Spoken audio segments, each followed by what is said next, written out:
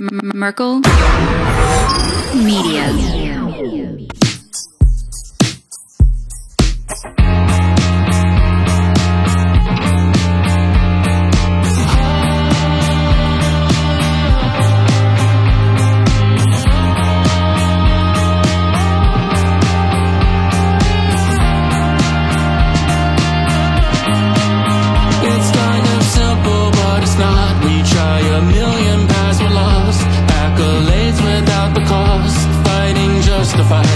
I'm exhausted, looking for everything in the shadows. Start looking at people like they don't matter.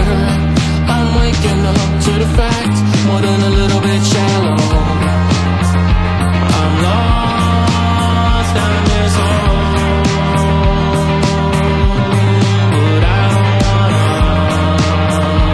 I'm lost down this hole,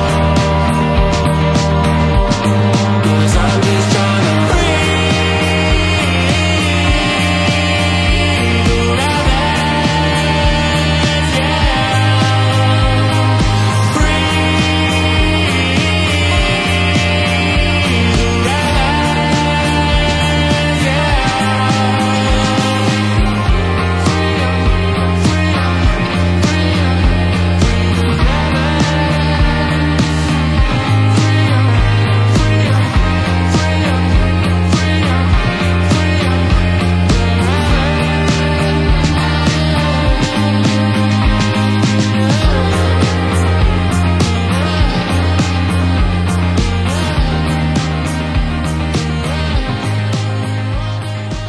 What's going on, guys? I'm glad to be back with you with another episode this week, and I'm going to jump back into a topic that I've talked about on the show before, but this is going to be another layer to it. It's very similar to the Agent Crowley series I've been doing sporadically.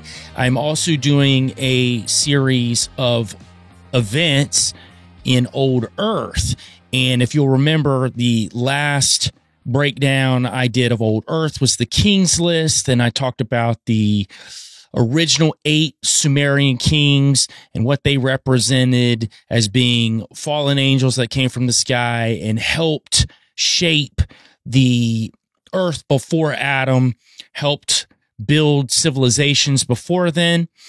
And today I'm going to delve a little bit into a different part of Old Earth, and we're going to talk about the real planet Krypton. Now, we will get into what Krypton is as far as it being a literal planet, but we will equate it to the fictional planet that Superman came from, and we will talk about some interesting similarities between Superman's story and this specific story of this planet that some scientists have called Krypton, but as we will break it down biblically, Planet Rahab, which Planet Rahab is said to be in a lot of Old Earth theories, is a planet that Lucifer or Hillel ruled during a long period of time before Adam. And this is a period of time where there were angelic civilizations that were all over the universe. And we're going to talk specifically about this particular planet. Now, there are some very, very interesting stories about angelic civilizations, not only on Earth, which we've talked about on the last episode, the King's List, but also on Mars. And we're not going to get into Mars today because that's a whole nother episode, which I am going to do as a part of this ongoing series that I am dropping out sporadically. But today I wanted to talk about Planet Rahab, or the real Krypton. And I want to talk about the idea that this planet existed, that it was the hub, the central hub for Hillel and his fallen angel cohorts, and what they might have been doing on this planet. But I am going to show you biblically today how that this planet could have existed. We're going to talk scientifically how this planet could have existed, and we're going to talk about several people who were mainstream scientists who talked about this planet being in our solar system. So we're going to start first, though, today, and we're going to do a little recap on how biblically old Earth can exist. And this is just for the people who are joining us for the first time now, and you may be all over the place. And if you're a Christian, you're probably like, whoa, I believe in only 6,000 or 10,000 years. And that's fine. But we're going to talk about how this works biblically and not from an evolutionary standpoint. Because, and I've stated this many times on the show, I don't believe in the theory of evolution from Charles Darwin whatsoever. I do believe in adaptive evolution. I think things adapt over time, especially depending on where they are geographically and what the temperature and what the conditions of the area that something's in, right? It can change to that environment. But today, we're going to talk specifically about how that old Earth works in a biblical context, and then we're going to break down this idea of this planet, Rahab, that Lucifer and his cohorts basically ran everything out of during this period of time, long before Adam. So we're going to start with Genesis 1:1. In the beginning, God created the heavens and the earth. We go to Genesis 1:2. And the earth was without form and void, and darkness was upon the face of the deep, and the Spirit of God moved upon the face of the waters. Now, in the Hebrew, without form and void is tohu va bohu, and that means it became formless and void. And I've said this before on other shows, and I said this on the last show. It would be like me or someone else and myself being in a room and everything's neat, nice, and clean, and then we tore the room up, flipped tables over, just trashed it. That is tohu va bohu. It became formless and void. So if you go to Genesis 1:1, in the beginning, God created the heavens and the earth. When God creates something, it's perfect, always. So we know from Genesis 1:1, when he created the heavens and the earth, it was perfect. Well, what happened between Genesis 1:1 and Genesis 1:2, where the earth was without form and void? It became formless and void. This is tohu va bohu. This is in the Hebrew. This is the idea that the condition of the earth was made into a destructive manner. Some sort of destruction happened there. And you have to ask the question, why was this stated in Genesis? It's clear from the Hebrew that something happened between Genesis 1:1 and Genesis 1:2. So that's where we get the idea of what Christians who believe in old earth call the gap theory. There is a massive gap between Genesis 1:1, Genesis 1:2. But these aren't the only verses in the Bible that talk specifically to the idea that there is an earth that we live on that is perhaps billions and billions and billions of years old. And again, back to evolution. I do not adhere to the theory of evolution. I want to make that clear. What I do adhere to is that God created the earth, but we have no idea what this earth has had on it for billions of years. All we know is from Adam down. And we're going to pull some scripture and we're going to look at other texts throughout different cultures and talk about how this works specifically today when it comes to this particular planet that was in our solar system that no longer exists. But I just want to really hone in on the fact early on how this actually works in Genesis, that we are not a 6,000 to 10,000 year old planet. I know there are a lot of young earth creationists. I used to be one. And I used to adhere to the idea of 6,000 years. But the more that I dug into the Bible and into the Hebrew, I realized that for me, that doesn't work. And especially when we look at other cultures, when we look at their historical text, really outside of this fairly new idea that you're 6,000 years old, it is very new, that no culture has ever talked about the earth being that young. None.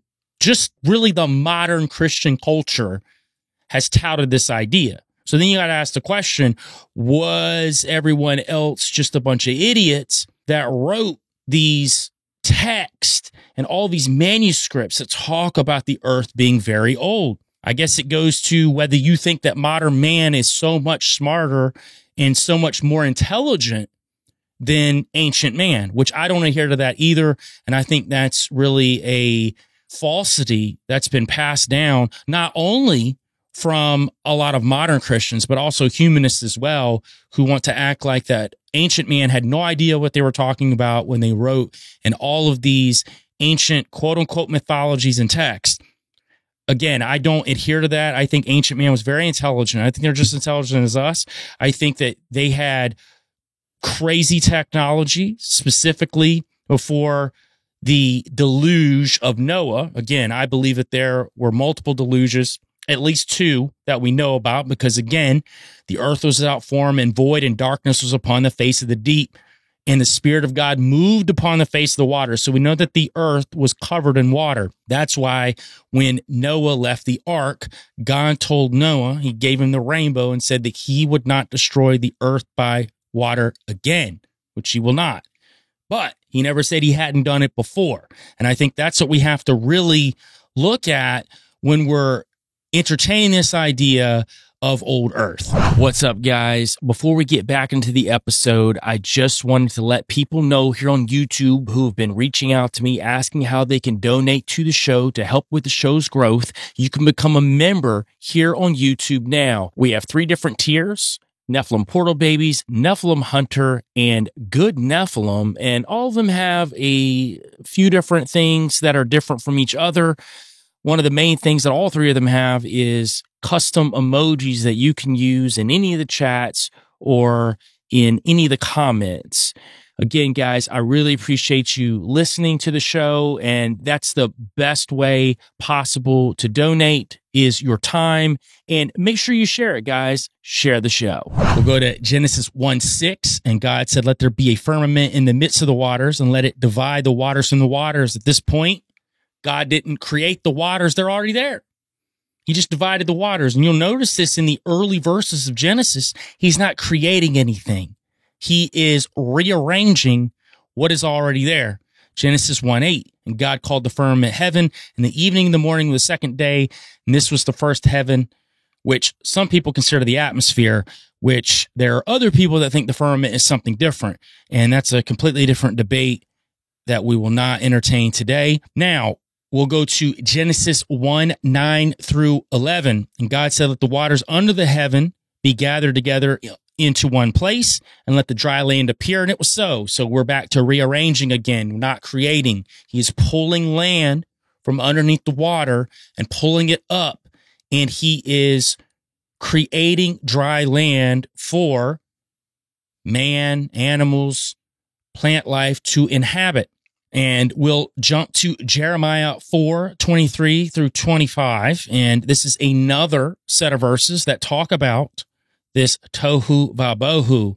"I beheld the earth, and lo, it was without form and void." Again, this is tohu vabohu. It became formless and void.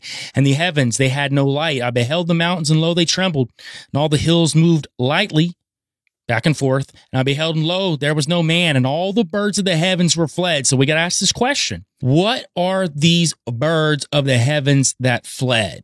Why are they on a earth that is destroyed before Adam? And what are these birds? Well, in the Hebrew, it is OWP. It's pronounced off, and it's literally translated flying creatures. As a matter of fact, I've been looking even deeper into the context of that word, and they call them the shining ones, which would also attribute to them possibly being angelic beings that fled the earth, which makes sense if they were on this earth and they had angelic civilizations and the earth was destroyed by water the first time, or maybe the second, who knows? I don't know how far back that the earth's resets have happened. We know in different cultures that resets have happened, and it's very possible that there's been multiple times that the earth has been destroyed, at least in some way, shape, form, or fashion. So again, Jeremiah, tohu vabohu, became formless and void. This is not debatable on what that word means. Now, we can have people say that, well, I just don't believe that translation of the word, or they want to negate that translation and look at other parts of the text and say, no, this is why that it's 6,000 years old, or this is why that it's 10,000 years old. But again, it's not debatable on what those words mean together. Became, formless, and void. So that's just a fact when it comes to the Hebrew translation of that word. So it's tough to look past that and say, well, he created it not perfect. That's pretty much how you're going to have to look at it. Now, another good verse to question timeframes, because some people think that the 7 days were not actually 7 days, that they were much longer. Some people suggest thousands of years. Some people suggest millions of years, that these days of creation were not actual days, which I'm very open-minded to that too. We know in 2 Peter 3:8, but beloved, do not forget this one thing, that with the Lord, 1 day is as 1,000 years, and 1,000 years is 1 day.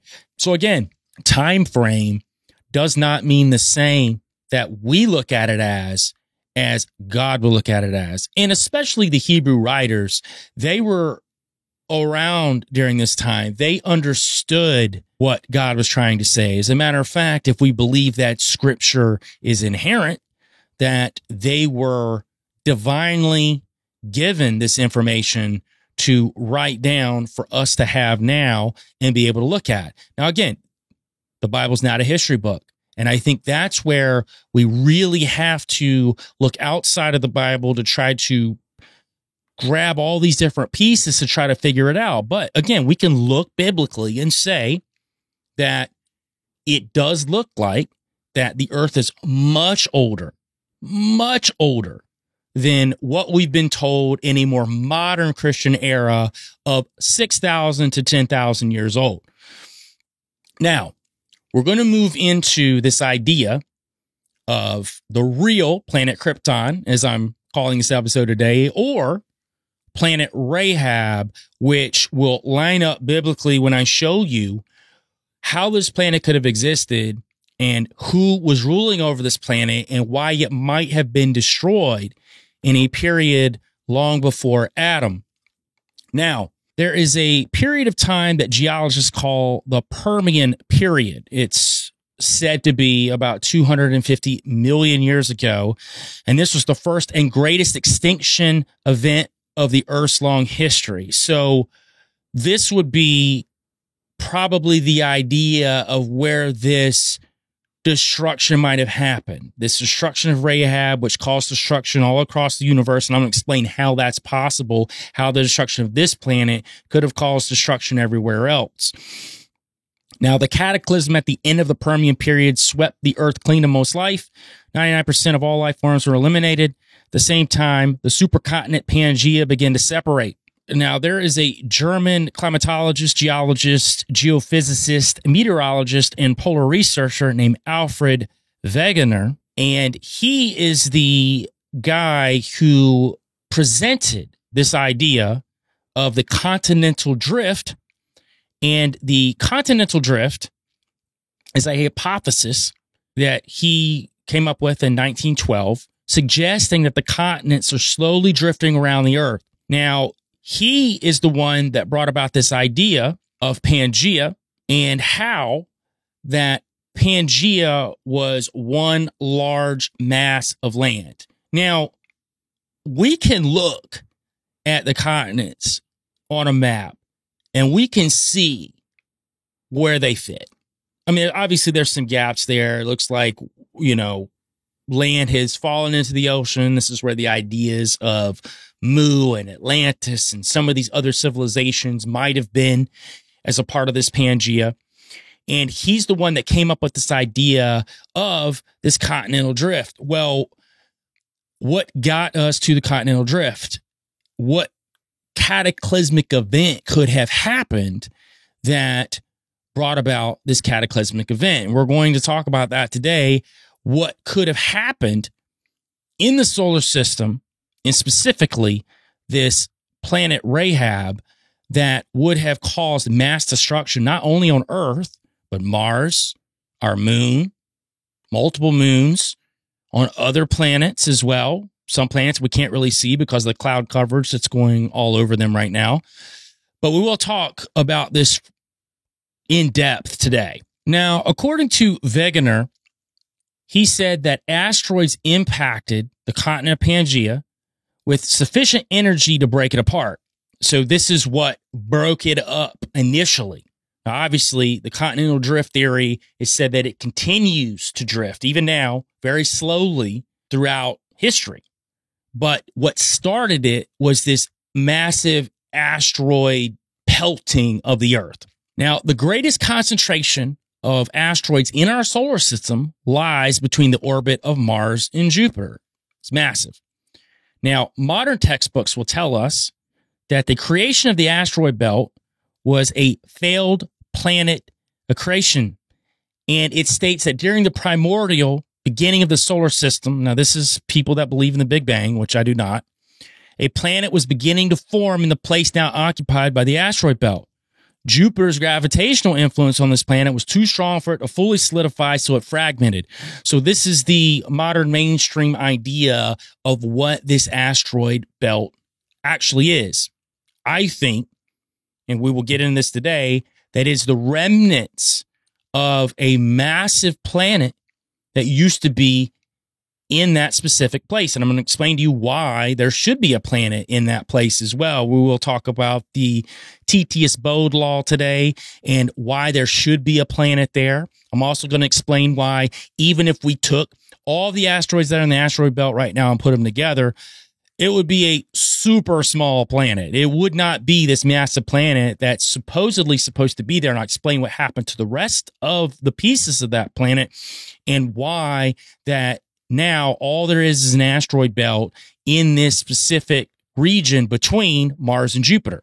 Now, during the latter half of the 18th century, and this was when only 6 major planets were actually known, scientists studied the regularity of planet orbits from the sun. The Tethys-Bode law of planetary spacing drew attention to the large gap between Mars and Jupiter, apparently just large enough for one additional planet, which they have aptly named Krypton or Astra. Now, motivated by this theory, there was an Italian Catholic priest of the Theatine order. He was a mathematician and astronomer. His name was Giuseppe Piazzi, and he is most famous for his discovery of the first dwarf planet Ceres, which is in that asteroid belt. So there is a super small dwarf planet, which I believe is also part of the remnants of this massive planet, but he found this in this asteroid belt. Now, he named it Ceres, which he named it after the ancient Roman goddess of agriculture, grain crops, fertility, and motherly relationships, which you can also tie Ceres into Isis as well, and is also inspired by Virgo, who holds a branch in one hand and a sheaf of grain in the other. And we've talked a lot about Isis on this show and how that Isis is a part of this matriarchal bloodline of the Nephilim, that she was indeed a fallen entity of some sort, whether you believe that she's an Elohim or one of the fallen angels, but she helped procreate with mankind to create a version of the Nephilim. They call it the fairy bloodline that comes out of Isis. At least some theologians do talk about that. I found it fascinating that he named this particular dwarf planet, the first dwarf planet that was found, this is before Pluto, and named it Ceres. Now, interestingly enough about Giuseppe, there's no documented account of him having any kind of scientific education, not even in the astronomers' biographies, even the earliest ones. But we do know that Piazzi pursued studies in Turin, likely attending lessons by several astronomers there. So it's just interesting that we have no documentation of him being a legit astronomer. However, he was a genius mathematician, which, in all honesty, astronomy and math a lot of times go hand in hand. And he was appointed to the chair of mathematics at the University of Malta. This was in 1770. And he also became professor of astronomy in 1787, which, again, no formal training, at least that we know about on the books, but he knew enough about astronomy. He found a dwarf planet. He also supervised the compilation of the Palermo catalog of stars containing 7,646 star entries with unprecedented precision. So he knew exactly where these stars were at. He was able to track them. And again, with no formal training on the books. Now, in January 1st of 1801, Piazzi discovered a stellar object that moved against the background of the stars. At first, he thought it was a fixed star, but once he noticed that it moved, he became convinced it was a planet, or as he called it, a new star. And in his journal, I'm going to read a bit of his journal. The light was a little faint in the color of Jupiter, but similar to many others which generally are reckoned of the 8th magnitude. Therefore, I had no doubt of its being any other than a fixed star. In the evening of the 2nd, I repeated my observations, and having found that it did not correspond either in time or in distance from the zenith with the former observation, I began to entertain some doubts of its accuracy. I conceived afterwards a great suspicion that it might be a new star. The evening of the 3rd, my suspicion was converted into certainty, being assured it was not a fixed star. Nevertheless, before I made it known, I waited till the evening of the 4th, when I had the satisfaction to see it had moved at the same rate as on the preceding days. In spite of his assumption that it was a planet, he took the conservative route and announced it as a comet. So initially, he said it was a comet.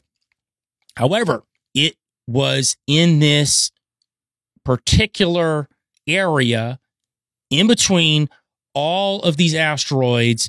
And the more that they looked into it, they figured out that it was the largest of the asteroids existing in this asteroid belt.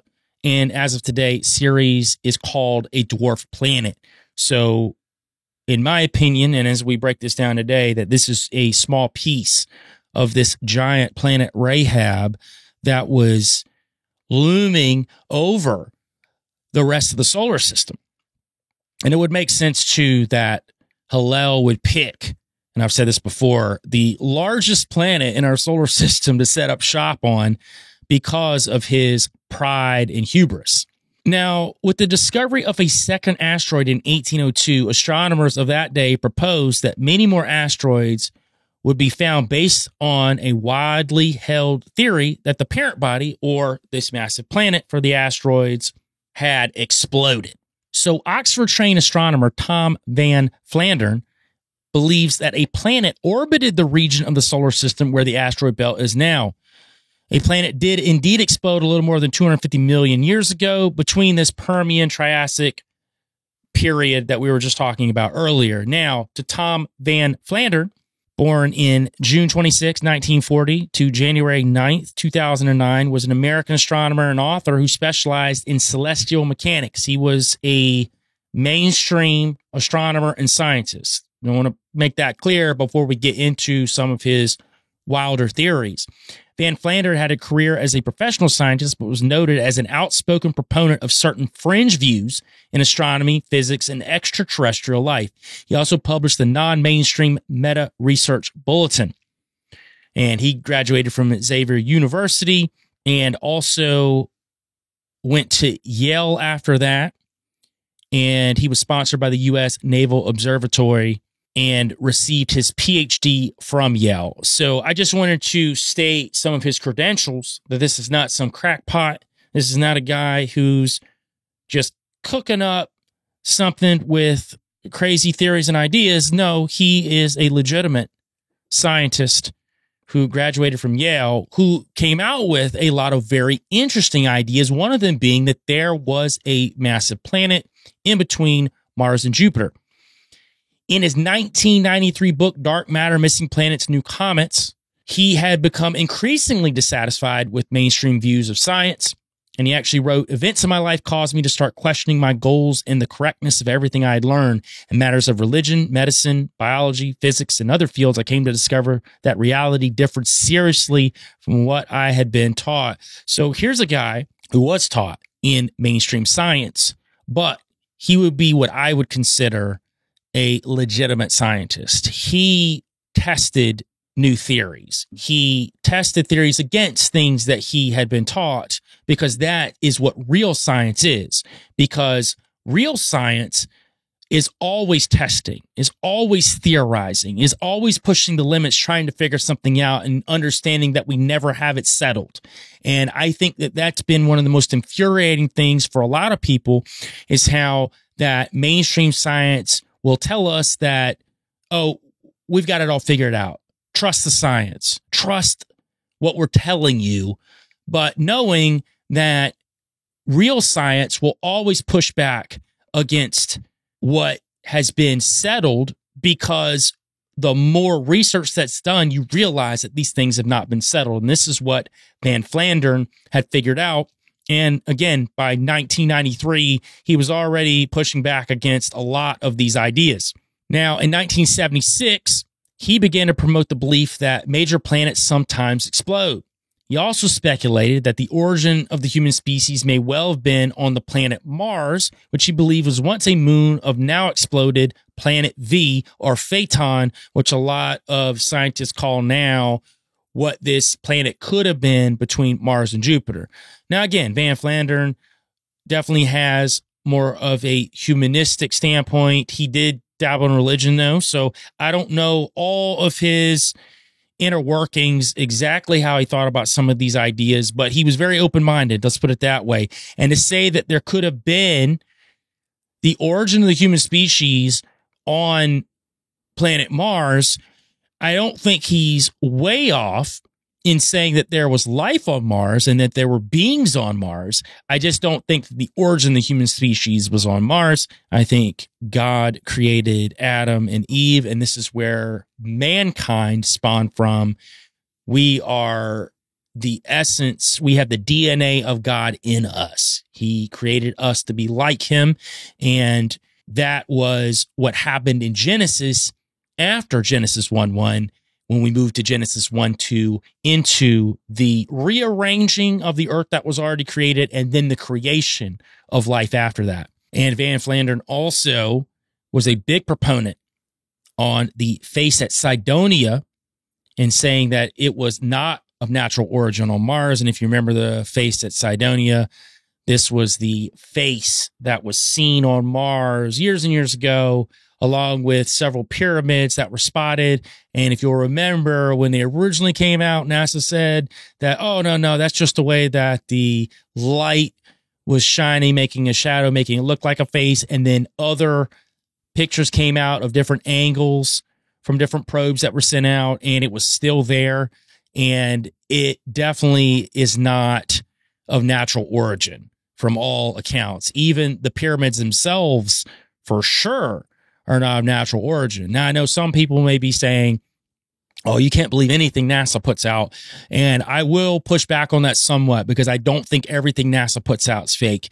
I think for us to say that would be hubris on our part, because I believe that, yes, while there is a structure in place to deceive us at the top, not everything they put out is deception, because the best deception is truth mixed with lies.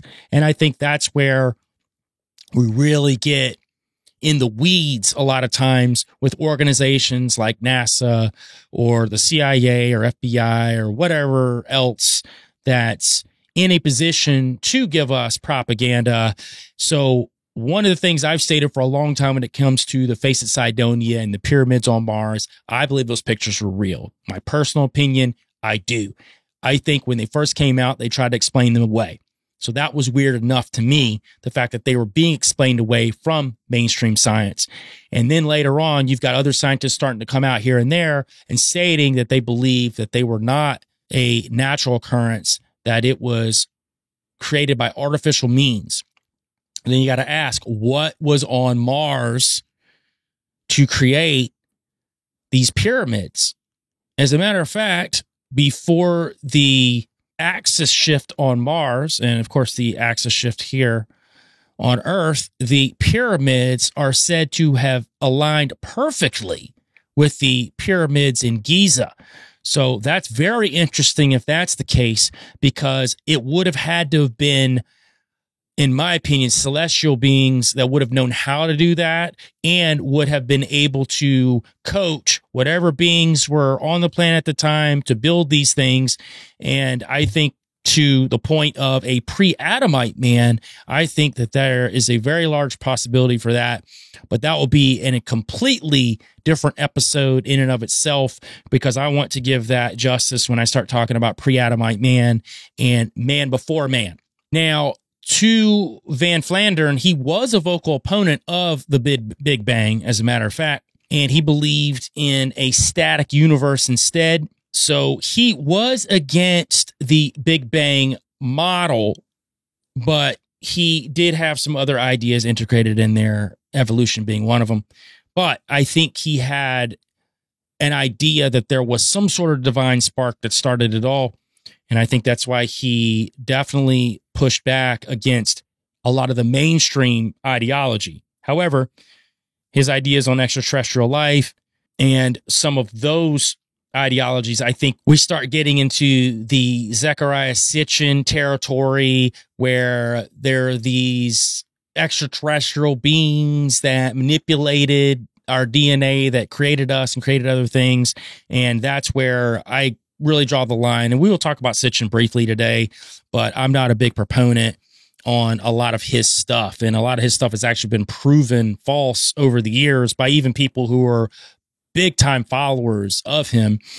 However, I don't think he's like all wrong either. So I think some of the work that he's done when it comes to the Sumerian Ugaritic text and tying it into the gods of old, I don't think he's all the way wrong by any stretch. I just think that his worldview is different than mine, and he would be calling these beings something vastly different than I would be calling them, and their purpose would be different than what I would be saying that their purpose was.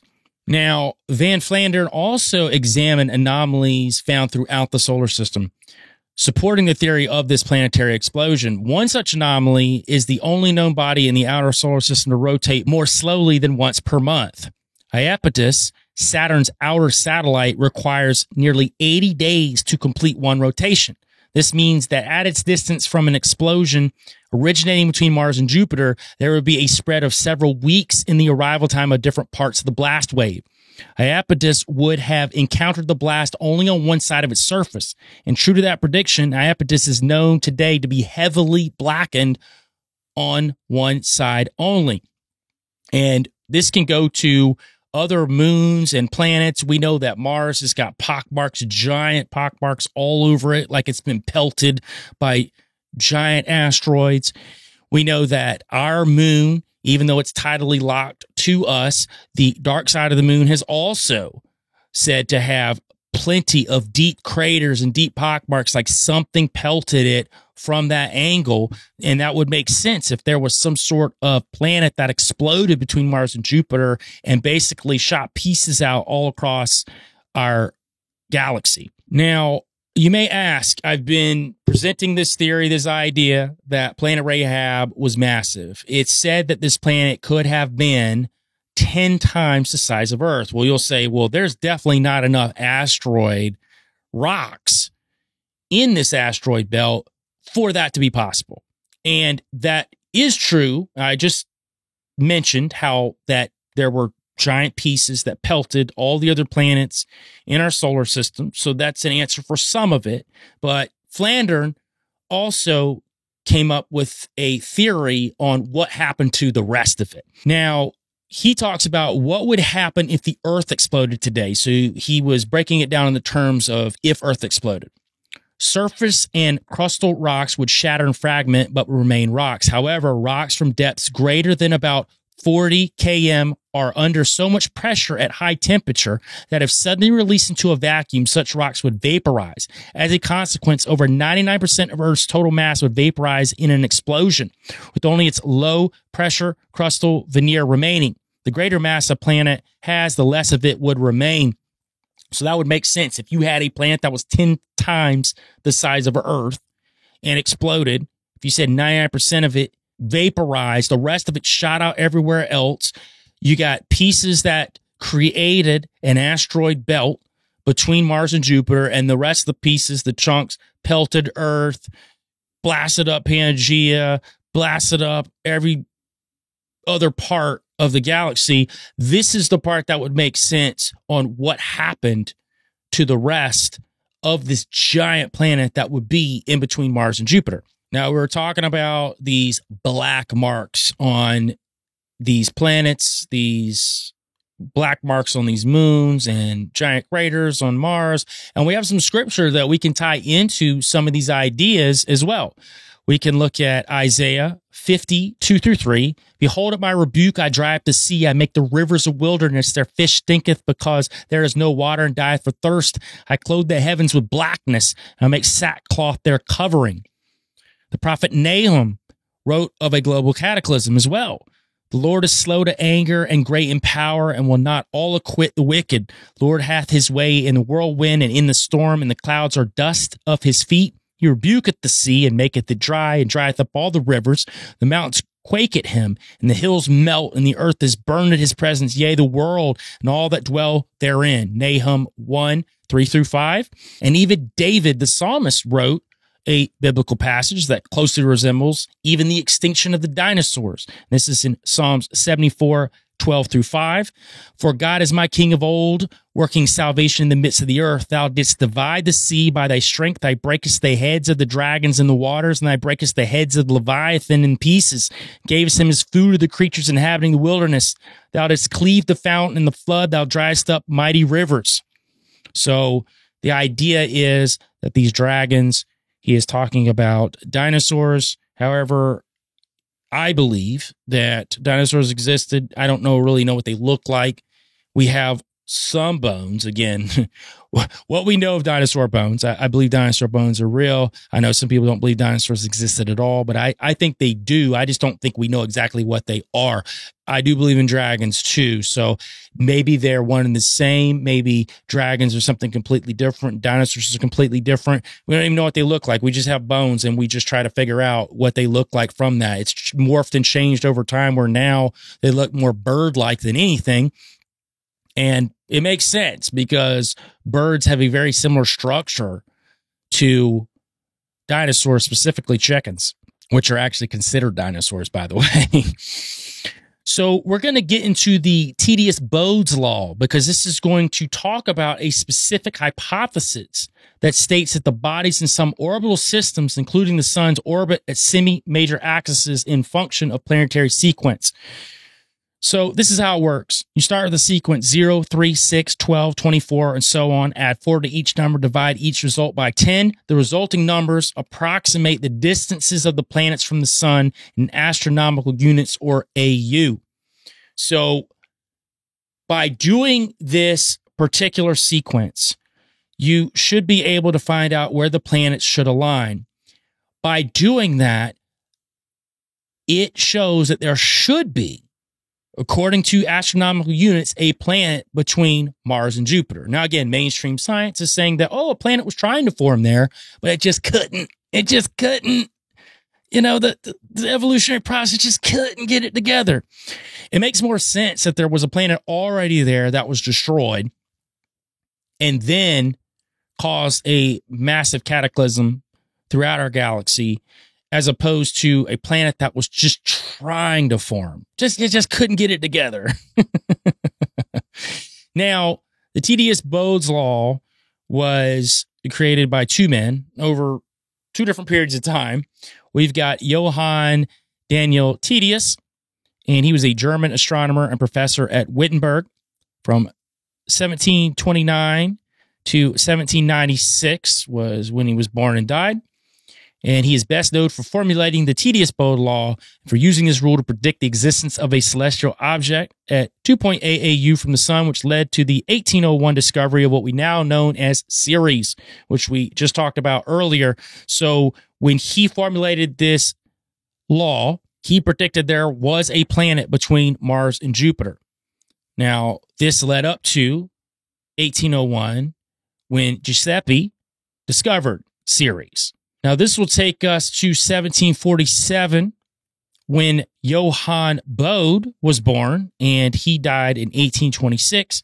He was a German astronomer known for his reformulation and popularization of the tedious Bode law. So he actually popularized it because he pushed it even harder when he came along, and he determined the orbit of Uranus and suggested the planet's name by using the tedious Bode law, or as most people use it now and say it's just the Bode law. Now, his name becomes attached to this law that Tedious discovers, and it, from then on, like I just said earlier, becomes known as this Bode's law. Now, this law attempts to explain the distances of the planets from the sun in a formula, although ironically it breaks down for the planet Neptune, which was later discovered in Berlin. So Neptune doesn't work within this Bode's law, which that's been one of the deterrents from some people saying they're all in with the Bode's law.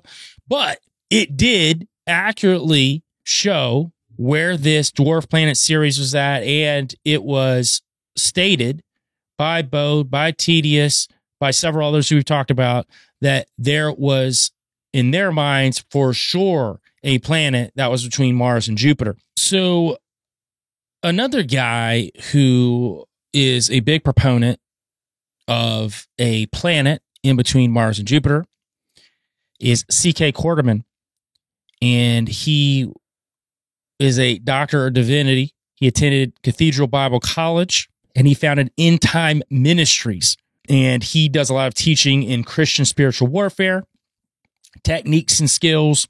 And he writes a lot of books about Nephilim and fallen angels, very much like Steve Quayle, Thomas Horn, David Flynn, a lot of guys that I read that help me gather a lot of the research that I'm able to compile into my own thoughts and my own ideas as well. And C.K. Quarterman came out and he brought a very convincing argument in the favor of destroyed planet. He said comets cannot date back to the beginning of the solar system because they consist of matter such as water, which cannot form in the void of space. Water can only form on the surface of a planet with an atmosphere. So all of these asteroids that have even hit Earth have water, and we're going to talk about Iridium here too, which is said to have come from this planet Rahab, which would have made it a shining planet, which would make perfect sense if Lucifer, the shining one, would set up shop on a massive shining planet and basically stick out like a sore thumb in our galaxy and perpetrate himself to be the new God who is better than Yahweh, at least in his mind. Now that we've set up from a scientific angle how that this planet Rahab could work, this real planet Krypton that's in between Mars and Jupiter, we're going to talk about a little bit extra canonical, but then we're going to get into canonical Bible verses and show you how that this planet, which was ruled by the dragon, ruled by Hillel, ruled by Lucifer, existed at one point, and there was a massive angelic civilization on there, possibly pre-Adamite man who were used as slaves on that planet as well as Mars and even here on Earth. And this would tie into a little bit of what Zecharia Sitchin talks about of there being a slave race that was genetically modified that we came from. I don't think he's off all the way, but I do think that his worldview is definitely different than my worldview. And I would look at some of these things a little bit differently than he would, as opposed to reptilians, draconians, extraterrestrials that are modifying man. I would look at those as being these fallen angels who left their first estate and then went on to modify and manipulate all kinds and parts of Yahweh's creation. Now, I'm going to start in the rabbinical text called the Genesis Rabbah 3:7. Prior to creating this world, God created other worlds and then destroyed them. Now, this is according to the Kabbalists, and I know that some people will probably go 0-60 if you're a Christian and say, you're reading out of the Kabbalah and these rabbis. Well, I read a lot of different texts that some people would consider heretical. I'm not saying I buy into it totally, but what I do is I pull from all different mythologies, all different parts of societies around the world, and I try to piece things together. And there are good pieces throughout. You know, David Flynn uses a lot of these texts when he talks about how that some of the ancient old world stuff worked, because a lot of these guys are writing about it. A lot of these rabbis are writing about it. Now, the Kabbalists teach that there were 7 such creations prior to our own. These 7 worlds are referred to as the realms of chaos, Olam HaTohu, which we talked about, Tohu Vabohu, or the world of Tohu, this world of chaos, this destruction. The secrets regarding these 7 worlds are hidden in the Torah within the genealogy of the family of Esau in Genesis 36, 31 through 39. It speaks of the kings who reigned in the land of Edom before there was a king in Israel. These Edomite kings are an esoteric reference to those primordial worlds of old. It is said that those earlier creations did not properly receive the influx of God's divine light. Each world is said to have been a vessel that needed to be filled with God's light in order to exist. 7 worlds or vessels were not strong enough to receive God's light.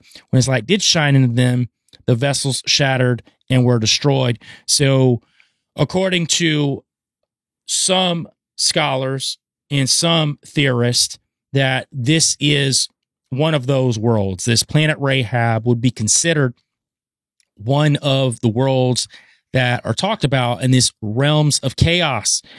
And I'm not against it. Again, I take on board some things that come out of the Talmud and some things that come out of Kabbalah, because they do have an ancient basis to them.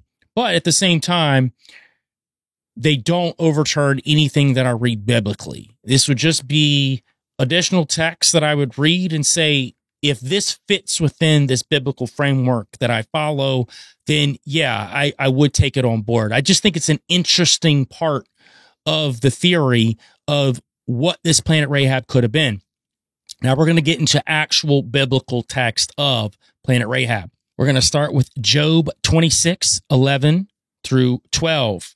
The pillars of heaven tremble and are astonished at his reproof. He divideth the sea with his power, and by his understanding he smiteth through the proud. Doesn't sound anything like a planet. Doesn't sound anything like Rahab, does it?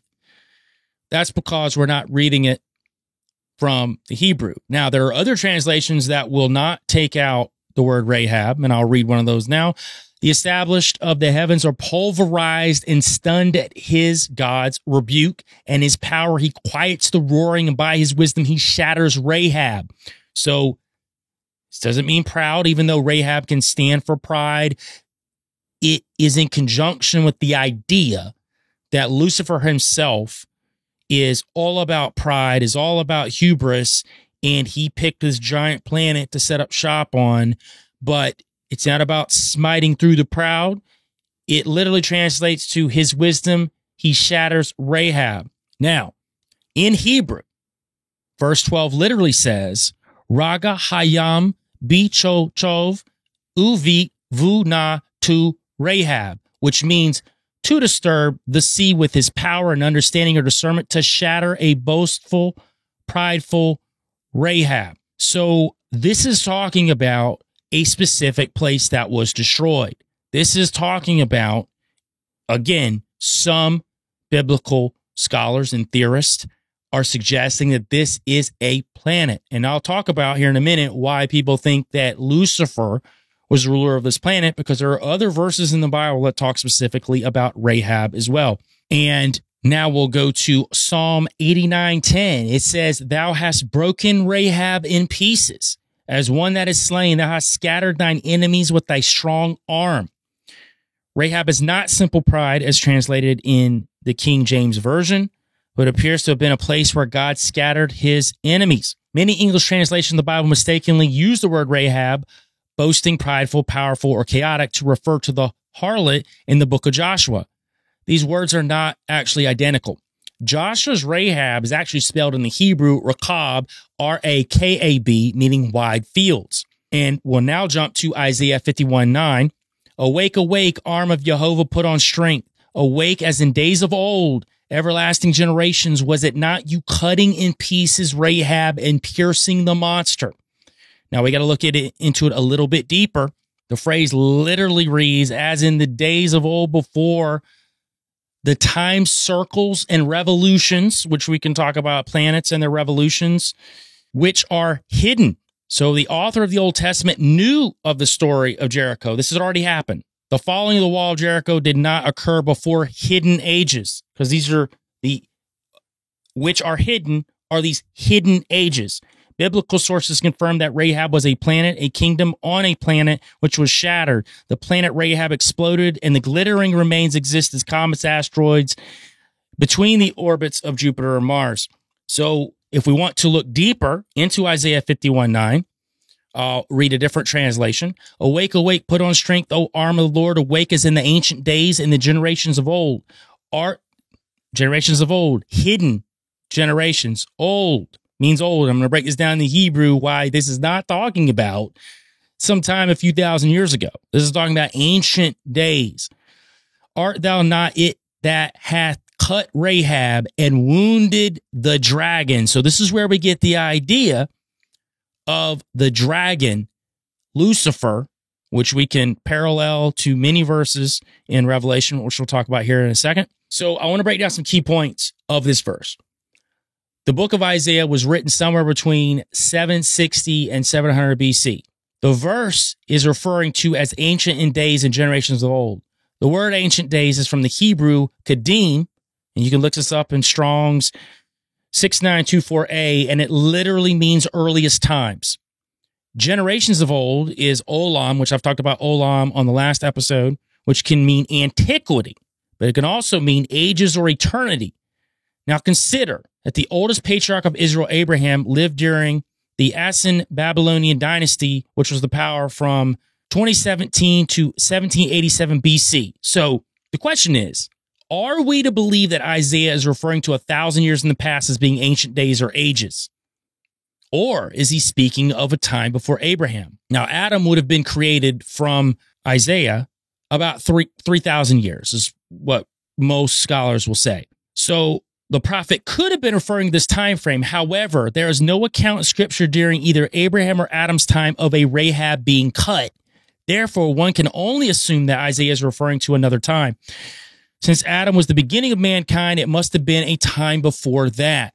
Again, it's not mentioned before, but when you read Isaiah, he talks about a lot of events that happened in the ancient past. And he's not talking about a time when Adam was around. This is long before Adam. And the verse says that God wounded the dragon. That is also an important descriptor for the dragon in Revelation 12:9, which means none other than Satan himself or Lucifer or Hallel. So we can actually go back to Jeremiah 4:27 and we can explain how that Rahab is not just some other name for earth or another way to describe earth being destroyed at the time of Noah. God in Jeremiah 4:27 said that he would not make earth's punishment a full end, meaning he would not destroy it. The references to Rahab indicate a full end, the pulverization, the destruction, full annihilation of this Rahab, this place called Rahab. So it's logical to deduce that Rahab's just not earth, that it's somewhere else. So then we have to start thinking about where else? Where else could it be? Now, I've given you all of this scientific angle of there being a planet in between Mars and Jupiter. Now we can deduce that this was a massive planet, that this Rahab that's talked about in the Bible, that it says the dragon was on, that Lucifer was on, that this very well could have been a place that Lucifer set up shop and basically was running his operations out of. And I'm going to read Ezekiel 28:18, and I think this verse is going to be an interesting segue into how I'm going to talk about planet Krypton in fiction and how that even Superman himself is tied into this. And we talk about things being revealed in media, things being revealed in movies, and which I'm about to talk about, comic books and all kinds of other formats to give us the truth, but tell us it's fiction. So Ezekiel 28:18, thou hast defiled thy sanctuaries. We're talking about Hallel, by the multitude of thine iniquities, by the iniquity of thy traffic or trading. And I've talked about this before, about how Lucifer, when he was any period of old earth, he was trading. He was working with other nations, which it talks about as well. So he was operating very much like we would now, where we're trading, we're buying, we're building civilizations. This is what he was doing during that time. Therefore, I will bring forth a fire from the midst of thee, it shall devour thee, and I will bring thee to the ashes upon the earth in the sight of all them that behold thee. Now, what is this ashes that rain down on the earth for all to see? The idea is those were fragments of a planet that no longer exists. Now, if you've ever heard of the KT boundary or Cretaceous Paleogene boundary, it is a thin layer of rock that marks the end of the Cretaceous period and the beginning of the Paleogene period. It is known as the KPJ boundary. What it's made of is iridium. The KT boundary contains a much higher concentration of iridium than other layers of rock. Iridium is rare on Earth, but is found in large concentrations in asteroids, claystone, shocked quartz, glass spherules. All these things are found in this KT boundary. Well, guess what's found on asteroids? Iridium, which is not found on Earth. It is not native to Earth. This is a shiny rock. This is a rock that is found in between Mars and Jupiter, coming from these asteroids. So to suggest that iridium was part of this massive planet, this planet Rahab, would be a great assumption, considering that we know that iridium is not native to our Earth. It came from somewhere else. So if it came from these asteroids, then it came from a planet that literally was covered with iridium, which would make sense because that would be something exactly like Hallel would choose to flex on. Now, we're going to bring in the connection to Krypton. Now, Michael Ovenden, born in 1926 and died in 1987, was a 20th century British astronomer who was the president of the Astronomical Society of Glasgow and professor of astronomy at the University of British Columbia. Now, he brought this hypothesis of a hypothetical gas giant planet called Krypton, and he speculated the planet used to exist between, guess where? Mars and Jupiter. It was thought to be as large as Saturn, possibly bigger, and it may have attributed into the formation of the asteroid belt. And of course, Krypton is named after the destroyed homeworld of Superman, and I bring that up, destroyed homeworld. You know, where did this idea of Krypton come from, and what does Superman esoterically represent? Now, I know what some people think that he represents, but I'm going to theorize on a theory that I've come up with and I've thought about before. But as I was digging into this planet Rahab, I started coming across all of this interesting stuff about Superman and Krypton. And I said, man, it would be silly of me not to show some of these parallels because of how media is pushed on us and these ideas are implemented into us to help wake us up without telling us that they're waking us up, and to feed us propaganda. So then whenever they bring in what the answer is to what we see, their answer, obviously not the real answer, that they've already trained us in how they want us to see it. And I think that Superman is possibly one of these creations. And I'll talk about the guys that created him. I'll talk about Krypton, and I'll talk about him as well and what his real name, Kal-El, means in the Hebrew. So Krypton is usually portrayed in comics as the home of a fantastically advanced civilization which is destroyed when the planet explodes. As originally depicted, all the civilizations and races of Krypton perished in the explosion, with one exception. The baby, Kal-El, who was placed in an escape rocket by his father, Jor-El, and sent to the planet Earth, where he grew up to be Superman. Now, we know that Supergirl also came from Krypton. We know Krypto, the Superdog, did as well. We know that there are many different origin stories to Superman, too, if we go all the way back, because, you know, in some versions, Supergirl's parents were kept alive in the survival zone. We know that at one point, Superman had the miniaturized capital of Krypton, which Brainiac had shrunk down, and he actually kept it in the Fortress of Solitude for safekeeping. Again, these are all different stories because, I'm a huge comic book nerd, and I know that there's many different origin stories to Superman, different incarnations, different universes. We always talk about the multiverse when we talk about Marvel and DC. And this is no different because there are many different incarnations of Superman, but we do know that he always comes from Krypton. Now, we're going to talk about Kal-El, Kal-El. This is Superman's Kryptonian birth name, and it has Hebrew roots. And I knew that immediately because we know what El means. It's a suffix in Jewish names, and it means God. We know this is where Elohim comes from, which is the singular form for Yahweh and is also the plural form for multiple gods. The root of the word El is Semitic and means might, strength, and power, which also shows Yahweh's true power. And if we're talking about Superman here, this shows the might and strength and power of Superman. Now, Kal, the root of the Hebrew words, is voice and vessel. And some say that the name Kal-El suggests that Superman is a special Jew similar to Moses. And Superman's actions are said to embody the Jewish values of compassion, forgiveness, and tikkun olam. There's that word olam again, which means to repair the world. So he is presented as a savior who is here to help the world. Now, I know many people put parallels to Jesus Christ, to Superman, that he's supposed to be a Christ figure. And I don't deny that, but I want to go a little deeper into the esoteric of what Superman might actually represent. Now, there are two guys that created Superman. We got Jerry Siegel and Joe Shuster, and they invented the name Kal-El in 1938 for the character Superman. Now, Joseph Shuster was a Canadian-American comic book artist best known for co-creating DC Comics character Superman with Jerry Siegel in Action Comics 1 in 1938. Shuster was born in Toronto, Ontario, to a Jewish family.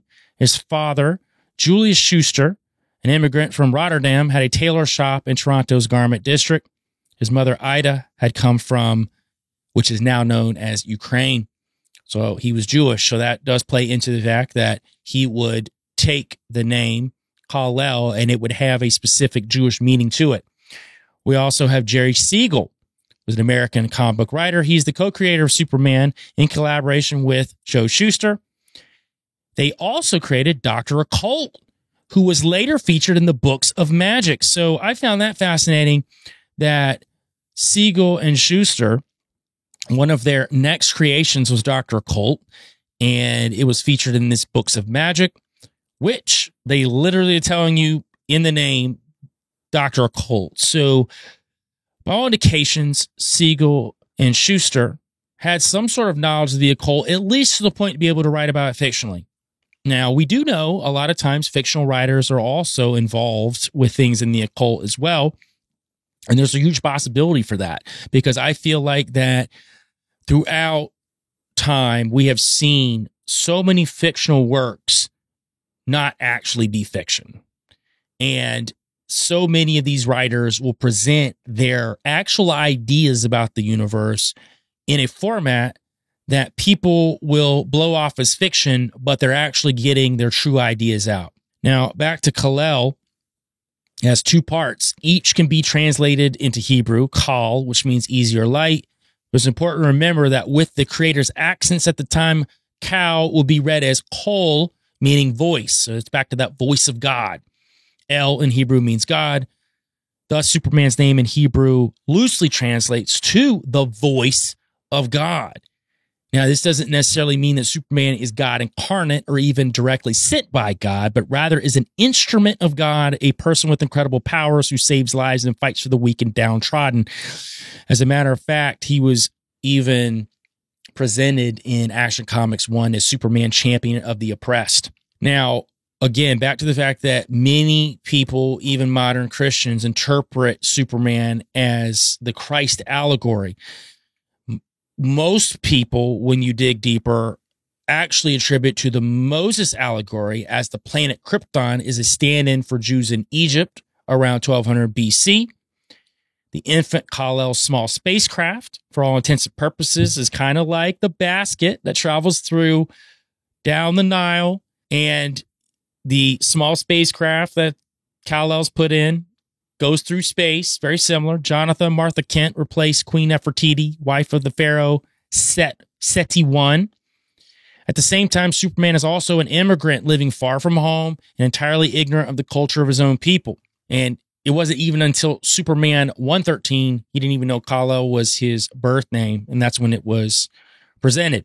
Now, again, the mainstream talks about how quintessentially the Jewish story was co-opted by Christianity, but this is actually a story of Moses. But I want to go a little bit deeper. And I started thinking about this planet Rahab, this real planet Krypton. If we believe that there's a planet that used to be between Mars and Jupiter, and it was massive, and it's where just insane technology was on from all of these fallen entities, very similar to the fictional Krypton, which was highly, highly, highly advanced, that this savior-like figure, this Christ-like figure, was hurtled to Earth in the destruction of this planet Krypton, or as the Bible calls it, Rahab. Who is this Superman? Is he Christ? Is he Moses?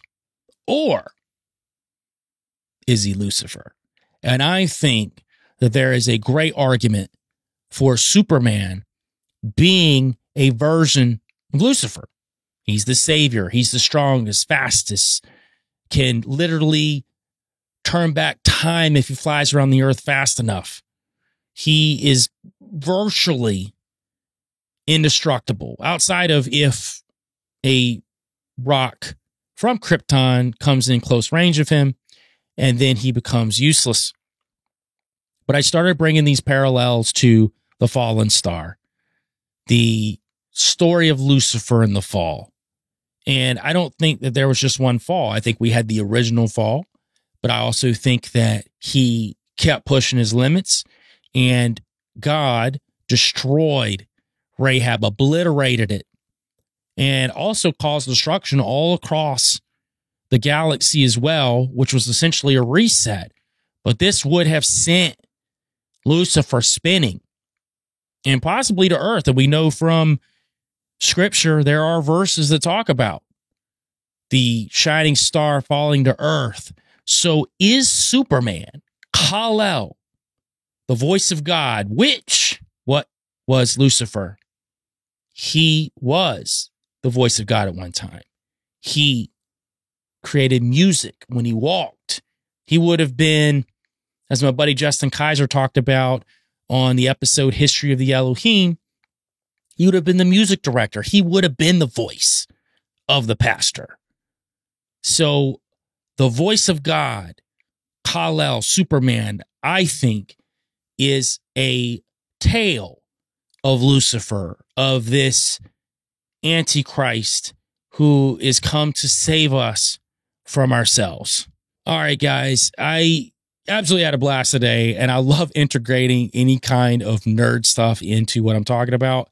And I just found this parallel fascinating, and I thought it made a lot of sense to me when I started thinking about Lucifer, Hillel falling from Rahab onto this earth, and the destruction, the utter destruction, the obliteration of his personal planet, and how that parallel between he and Superman, I believe it's just right there. I don't think most people see it. And I think that the way that things are slid in and snuck in throughout media, I think this possibly could be a pretty big one. All right, guys, I'm going to do like I do every week and read some 5-star reviews. I really appreciate you guys doing this. This has been so integral in growing the show. I love the way you guys are sending in 5-star reviews on Apple, Spotify. I love all the comments that I'm seeing on YouTube. I love the interactions on the live chats at 8 p.m. Eastern Time on Monday nights. And again, I really thank you guys for being here and just having fun with me. We've got Pontus writing. Finally, good to have a spine of research, experience, and intelligence. Keep bringing these shows, my bro. Appreciate that's Pontus writing. We've got GQ Remix, my go-to podcast. I've been listening and known of Joel for a while from the Confessionals podcast. I really enjoy listening to Joel Thomas speak on anything. The guy's well-read, informative, aware, and thoughtful. On top of that, his music is next level. I feel like Joel's a kindred spirit because I'm also a producer-songwriter. I played in bands originally from Nashville. I've been in room with producers and middlemen on Music Row telling me, hey, we're going to drug you up and just shove you out on stage. I've seen the evil in the music industry firsthand. Now I see it everywhere as my aware has grown since then. Grew up in a Christian home, and if my mother is nearly a saint, if Southern Methodists had saints. I recently turned 40 this past year. I have been trying to follow Christ, but I am very alone in that pursuit as my substance abuse issues in my family, and a lot of times I just feel alone in Christ. If Joel started a ministry, that's something I would want to join. Keep killing it, man. Hope to cross paths one day. The recent material on AI is phenomenal. I do want to hear more about Joel's personal experiences before coming back to Christ. One episode to tell it all would be epic. Appreciate that, GQ Remix. Maybe I'll do that one day on the show. I have done it on other shows. We'll see. If I feel led to do it, I will. We have Kim's Be Trailin'. The rabbits are free. I got a couple of black rabbits from a local farm store, pulled them around in a rabbit tractor a couple of months until they got used to the area. You know what I did? I freed them rabbits. Now they're free range in the yard, chilling with the chickens and cows. In the evening, they like to relax by me on the front porch. Moral of the story, the rabbits are free. Oh, and love the podcast. That's a super cool story. Kim's Be Trailin'. I love hearing stuff like that. And I would love to do that one day myself.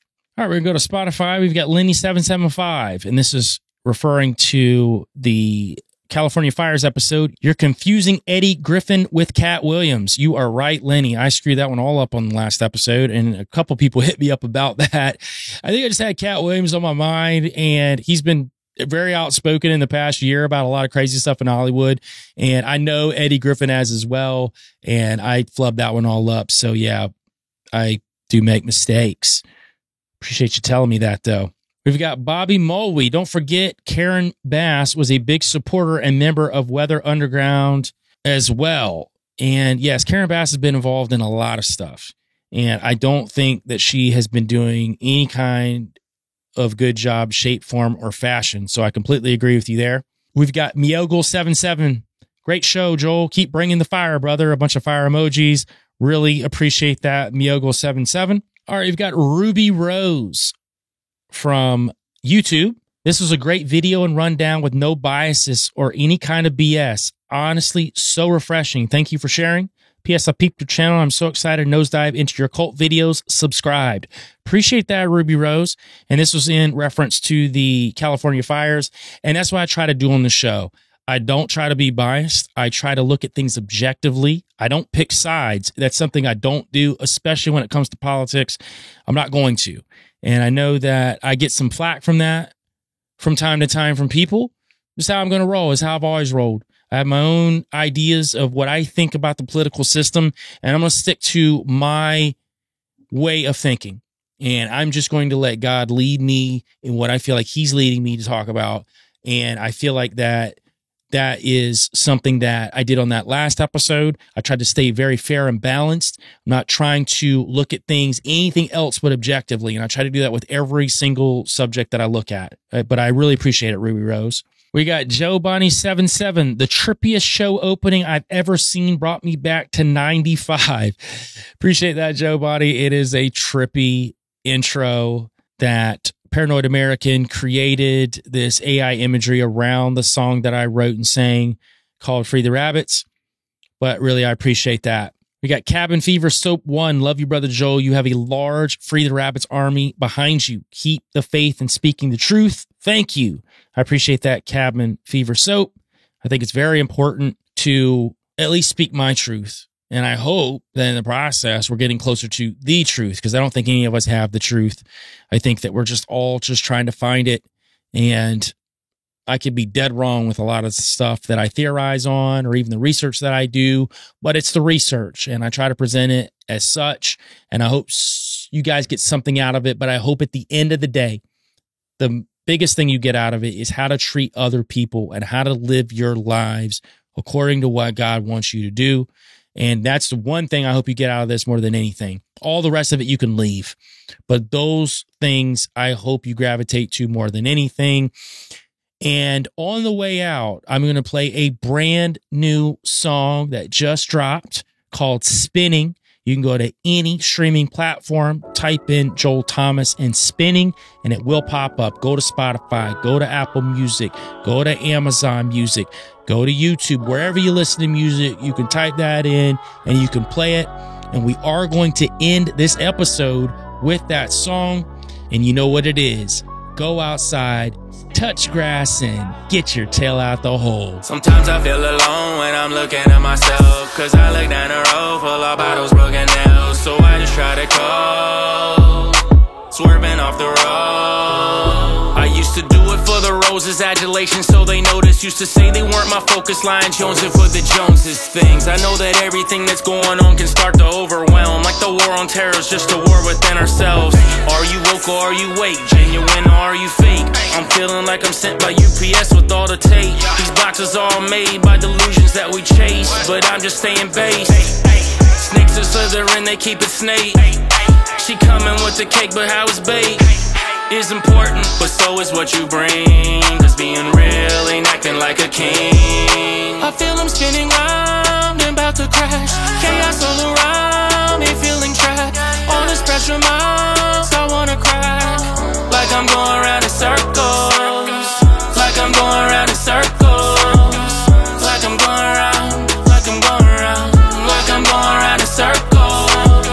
Like I'm going around. It's hard for me to look at leashes on the collars of these people. Follow monsters like a mogwai in the water, then they multiply. It's easy to get bitter. I'd rather dulcify, I'd rather justify anything but selling me. Leave me alone with the mic like a spelling bee. Smoking guns in your face, but you disagree. I ain't have to change your mind, I'm just hoping that you'll listen. I'm just hoping that a little bit of what I'm saying will make you take a second and see that everything ain't adding up. I know it's hard, I know it's hard. I feel I'm spinning round and about to crash. Chaos all around.